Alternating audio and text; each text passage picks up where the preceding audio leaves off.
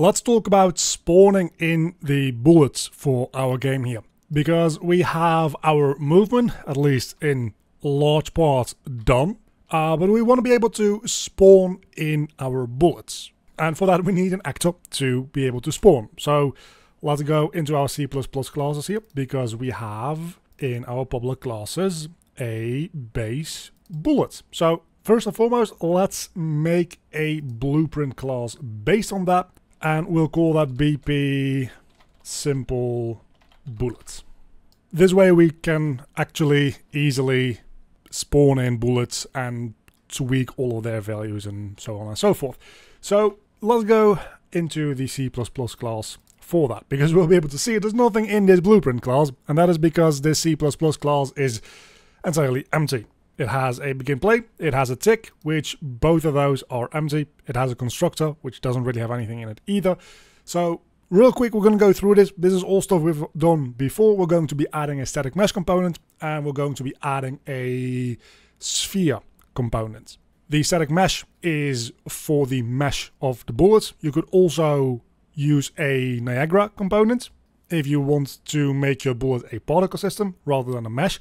Actually, I think we're going to do that because it's all magic, right? We're going to be doing magic, so using a particle system makes a little bit more sense to me. And then a sphere component, which is going to handle the collision. So in our protected section here, let's add a uNiagara component, and capitalization is important, pointer, and we'll call that bullet FX, which will be the effects that the bullet uses for display. And as we discussed before, we don't have the include for the Niagara component here, so we'll just have to tell the compiler that this is a class. And also do make sure, I personally always like to just copy the names from the documentation, which I have open on the other screen over here, just to make sure I didn't make any typos. And then we also want a uSphere component, which is probably going to result in a similar error in a moment here. And that will be our collision sphere. And then our bullet effects will be able to create default subobject of type uNiagara component with the name effects, something like that. Doesn't really matter what name we give it. And then we'll use our sphere collision. I called collision sphere, not sphere collision. That makes a lot of sense. And we'll do much of the same thing. That will create a default subobject called the collision sphere. And for that one, we're actually going to also use our collision sphere here. And we're going to set up attachment. And you will note that we actually don't get any suggestions here for what we can do with this class type, and that is because we are missing the include. Sometimes you won't get errors if you don't use includes, but you do miss out on all the IntelliSense, so still nice to just add them in. And now we can set up attachment, and we can attach it to our bullet FX, just like that. That way it will be parented to our bullet. And it doesn't really understand what a Niagara component is either, so we'll have to include that one as well. That way it understands that the Niagara component is also a scene component. And as a matter of fact, let's set root component to the bullet FX. Might as well. And for now, that's all that we're going to do for the bullets. So let's live code. And now in our simple bullet, we have a root component, which is our effects, and we have a collision sphere. And neither of those are editable because I didn't make them into editable uProperties. uProperty edit defaults only for both of them, and let's try again. And now I can actually set a system here, and I don't have any particle systems at the moment. So for the time being, I'm just going to make one off screen real quick, a very simple one that's just a bunch of circles spawning in. But at least now we can use this particle system here, which can we scale that up? I think we can. Which also scales up the collision sphere. So let's decrease the size of that again, so it's about the size of our bullet. And That doesn't look great, but it's better than nothing. Anyway, let's get back to our code, because that's what we're here for at the end of the day. And with our code, I think we're going to open up our base magic character, because our enemy character and our player character, as you might recall, are both children of this magic character, and the magic character is going to have the function for shooting, which will get driven separately through the enemy and the player, but they both have access to it, because we're going to be pushing that in the protected section in here. So we'll just make a we can just make a void function called shoot bullet, and that will work more or less fine. What I'm going to do though is I'm going to, instead of making this a void, I'm going to make this an actor return type. If you're that new to programming to the point where you don't know what that void we've been using means this entire time, you're about to find out. I'm going to go over it real quickly because this is a useful thing to be able to do. So we'll create a definition, and you'll see we get a return here. And that means that when we use this function in another place in our code, that line of code will act as whatever we put into the return here. So for a simpler example, I'm going to just make a very simple example. I can make a float function called add to numbers, and that takes in a float A and a float B, and that also asks us to return something, and what we'll return is A plus B. And now if I, for instance, in begin play, use that add to numbers function, that will be treated as just a float variable that we can put into somewhere. But let's say I just want to make a float value can be equal to add to numbers, and then we can put the two parameters in here, so 5 and 19, for instance. Now this line of code will just effectively be equal to saying 24, because what it does is it sees, hey, we have a function here, it's going to run that function and see, okay, we have A and B, A is 5, B is 19, add that together, throw that back into here, and just put a 24. That's what return types do. So with an actor return type, we can make a function that whenever we spawn in a bullet, we can have a reference to that bullet. And I just realized I made a mistake, because this should be returning a actor pointer and not just an actor.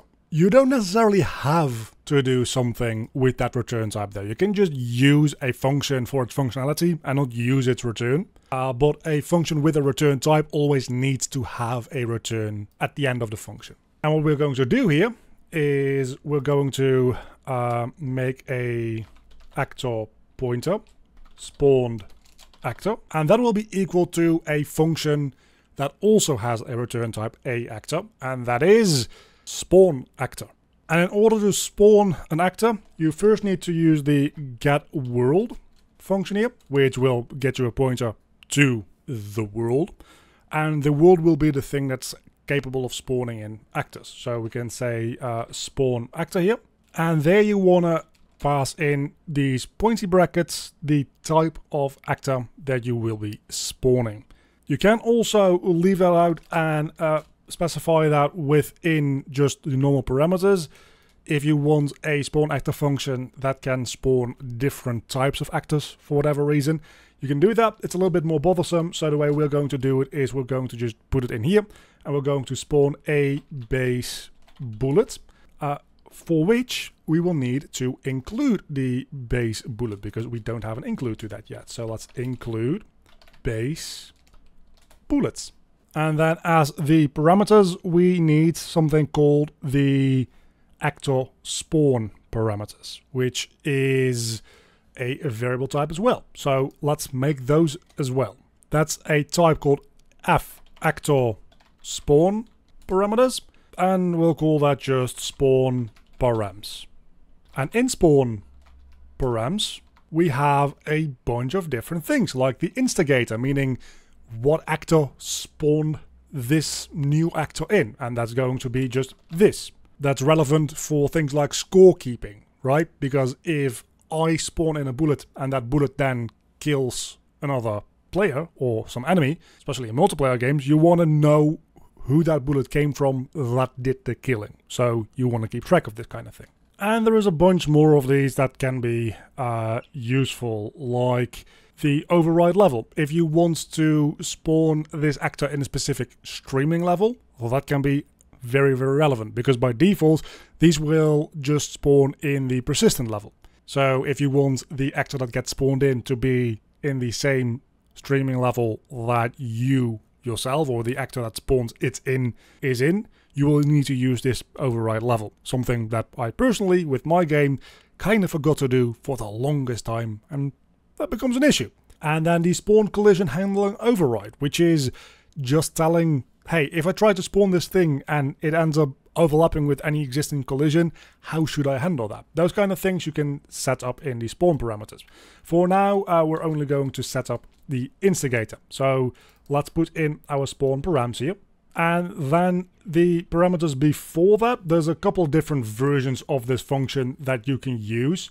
The one we're going to be using is this one over here. So first you pass in the location that you're going to spawn in, then the rotation, and then the spawn parameters. So for the location, what we're going to do is we're going to add a specific component for where the bullet should get spawned from. So let's add a U property here for edits anywhere. Edit defaults only, I think, would be better. So let's edit defaults only. And that will be a U scene component, which is more or less just transform data. It's just as easy as that. A scene component is a component that has a transform and nothing more. All the other components that we're using here, like the camera components and the spring arm components and the child actor components, all are children of the scene components. But if you just need to have a transform somewhere for a purpose like we're using it right here, just making a scene component just gets you a component just refers to a point in space and really doesn't do anything else. And we'll call that spawn location. As easy as that. And then going back up here into the constructor, at the very bottom here of the constructor, we will now create default sub object uScene component, and we'll call that bullet spawn point. Now that we have that, we can just get that spawn location and going back to our shoot bullet function, and then we can find the get component location, which returns the location of the component in world space. That's very important. There's also one that gets you the local location of it. You don't want to use that. You want to get the position in world space. So we get that. And for the rotation, you can do a couple of things. You can say F rotator double colon and just 0 rotator. That will work as a, if you're familiar with Unity, this is just quaternion.identity. If you're not familiar with Unity, this is just something that says, hey, rotation's simply just 0. It's just, this is a way to give a rotation, because you do need to give a rotation without actually needing to input anything in the value. What we're going to do is we're going to match the rotation for the thing that we're spawning with the rotation of our actual character, and that is simple as get actor rotation. And then we have all of our spawn parameters done, I do believe. What you can do if you have a function with a lot of parameters in it, by the way, a nice way of dealing with that is just putting the parameters under each other like this. Empty space in code like this, just like enters, extra spaces, gets ignored by the compiler anyway. So it's fine. Don't forget to add the semicolon though. So now we have an actor pointer here, which is going to get set to point to whatever actor we just spawned in. And we need to return an actor pointer, so we can just return that actor pointer without the parentheses here. It seems like we might have already had a shoot function, which I've entirely ignored up until now, but that's fine. That's entirely fine. Let's just remove that, because the one we just made is the one we're going to be using.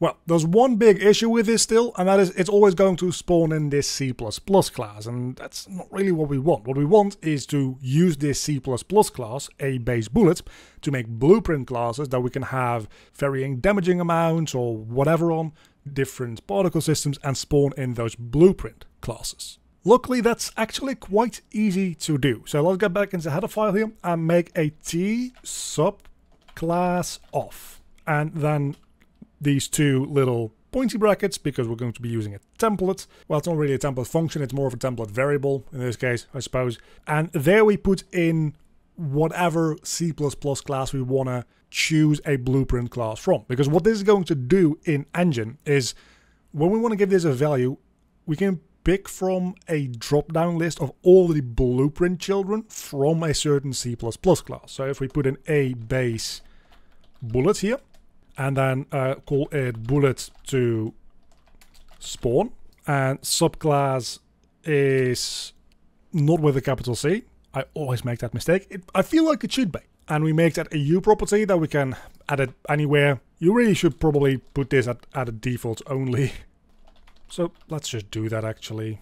Now we can put that in as a parameter in this function as well. It's going to be the first parameter, and now it will spawn in whatever blueprint actor is getting set into this variable. So let's recap what we've just done. We've made this function here which will return an actor, and that will be the actor that we spawn in. We made the spawn parameters to make sure that the instigator is set to the magic character that actually spawns in the bullet. Then we make a variable for an actor pointer that we're eventually going to return here, which will be the actor that we spawn in. The spawn actor takes in a template here, and that is just telling us what type of actor is about to be spawned in. Then for the parameters, we put in the actual class that we're going to be spawning in, which in most cases that's going to be a blueprint class, because you want to be able to tweak values very easily in Engine. So even if you don't have a bunch of variety of bullets, it's very nice to have just got a blueprint class where you can just say, okay, now this is worth 5 damage without needing to recompile everything. Then we put in the location, which is going to be set from a scene component that we just added. Then it will copy the actor's rotation and use those spawn parameters to spawn everything in. That's how spawn actor works. Now let's map that to a button, because we still don't have a button. Which of course we will do on the player controller that we made last time. So we had this whole input system that we have here, and that was just going to add a new bind action. It's nice to add some comments here to say that this is movement bindings, and then we'll add another comment somewhere here, which will be shooting bindings. And I'm going to skip over a lot of this because this is literally what we did in the last video. So I'm just going to copy over this and change the name to fire input.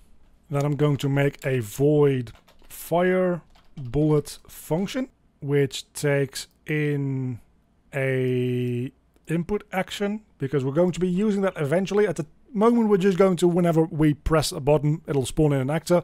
We'll change that to as long as we have a certain key pressed in, it will shoot in a certain direction in a future video. That's a little beyond what we're doing right here today.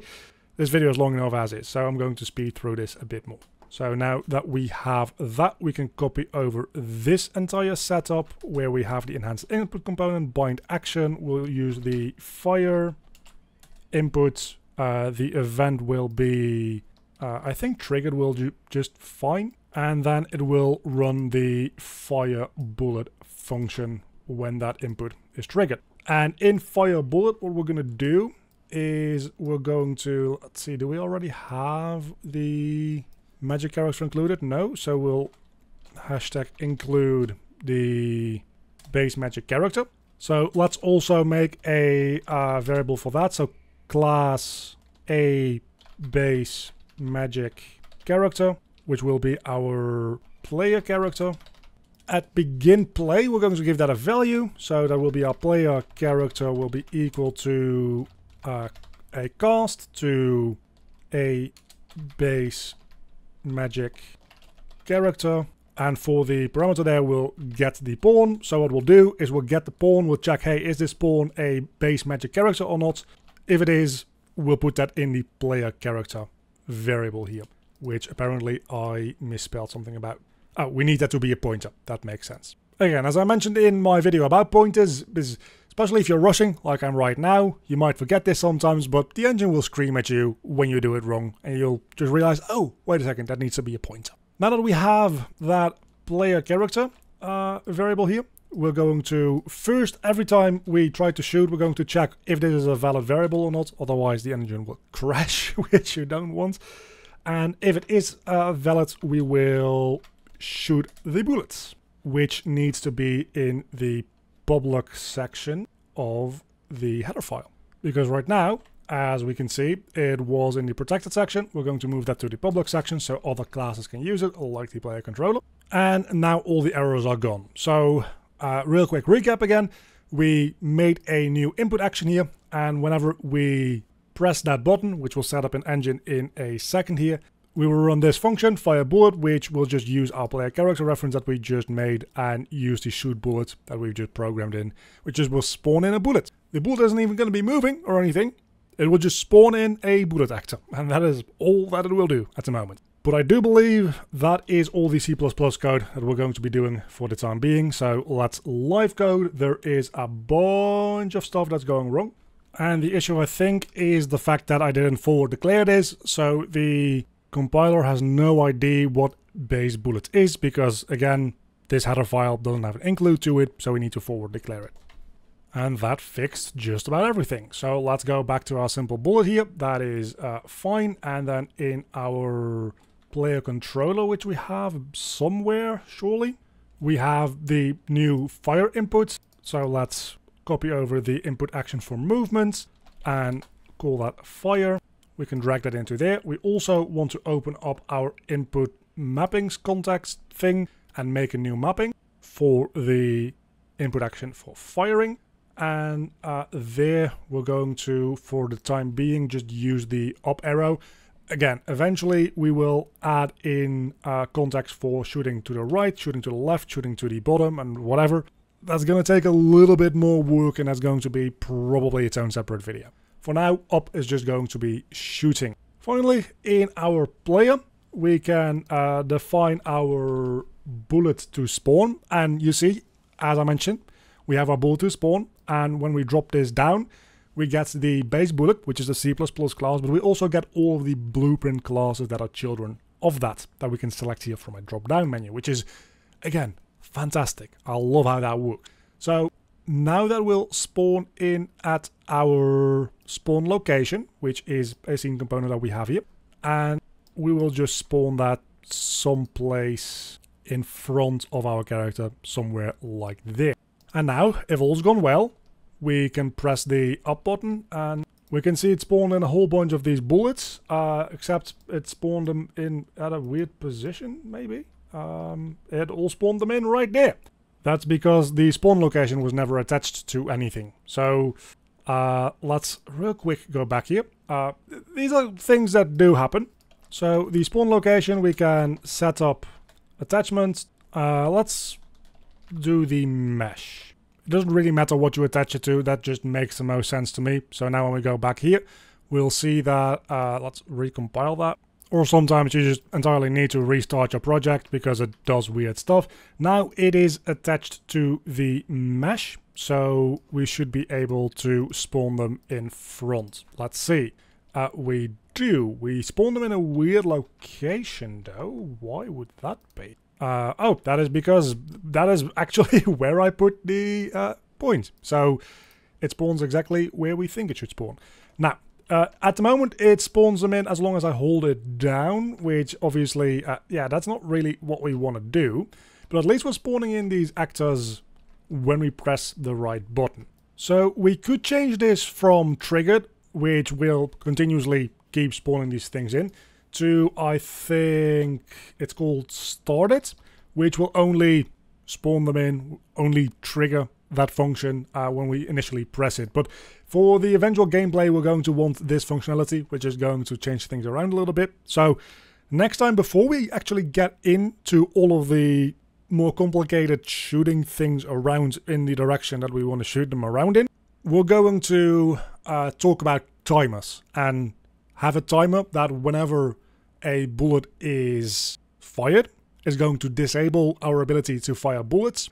start a timer, and once that timer runs out, it will enable us to shoot another bullet. That way we can hold down the key and it will only shoot a bullet once every third of a second, or once every 2 seconds, or whatever your fire rate will end up being. And I guess we'll also actually add in the movement for the bullets, because right now they just spawn in and hang out. That's all for next time though. Right now, this has been quite enough, I think. And a very big thank you to all of my Patreons. You can see them on screen right now. If you want to help out supporting the channel, there's a link down below in the description to the Patreon page. And a special thanks to my Cave Digger tier Patreons, Sir J. Thomas,